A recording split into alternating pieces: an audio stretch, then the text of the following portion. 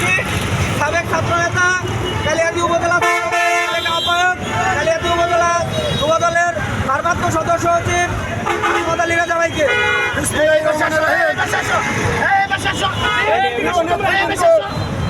আপনারা জানেন ফিলিস্তিনি মুসলিমদের উপরে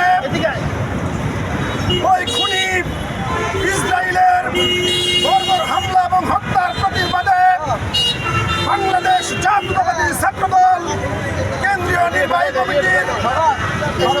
অংশ হিসেবে এলাকা পৌর ছাত্রদল কর্তৃক আয়োজিত আজকের এই প্রতিবাদ সভায় উপস্থিত হয়েছেন এলাকা পৌর বিএনপির বিপ্লবী সাধারণ সম্পাদক সাবেক ছাত্রনেতা হারুন রশিদ মিনু, কালিয়াদী উপজেলা যুবদলের বিপ্লবী আহ্বায়ক আনোয়ার হোসেন মোল্লা, এলাকা পৌর ছাত্রদলের বিপ্লবী সভাপতি সোহেল, কালিয়াদী উপজেলা ছাত্রদলের বিপ্লবী সভাপতি নুরুল ইসলাম,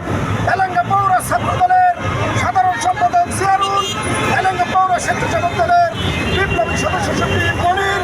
এলাকা পৌর যুবদলের বিপ্লবী যুগ্ম আহ্বায়ক সাবেক ছাত্রনেতা মামুন মাহমুদ সহ এলাকা পৌর ছাত্রদলের বিভিন্ন ইউনিট থেকে আগত সম্মানিত নেতৃবৃন্দ সকলকে বাংলাদেশ জাতীয়তাবাদী যুবদল কালিয়াদী উপজেলা শাখার পক্ষ থেকে দু একটা কথা বলে আমি আমার বক্তব্য শেষ করব। প্রিয় নেতৃবৃন্দ, আপনারা জানেন ওই ইসরায়েল বিধর্মী রাষ্ট্র মুসলিমদের উপরে ওই আমাদের ফিলিস্তিনি ভাইদের উপরে হামলা করে হত্যা করা হয়েছে। আমরা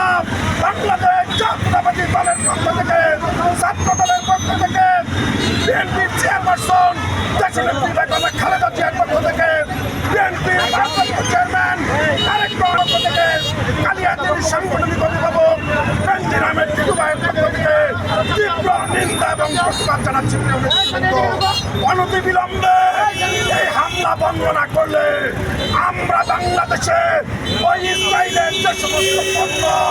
আছে আমরা সকল পণ্য বর্জন করতে বাধ্য হব।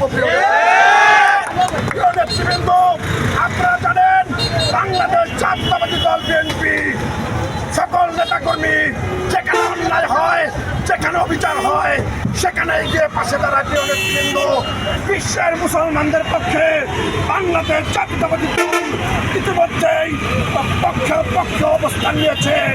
আমরা বলতে চাই অনতিবিলম্বে এই ফিলিস্তিনি ভাইদের বিরুদ্ধে যে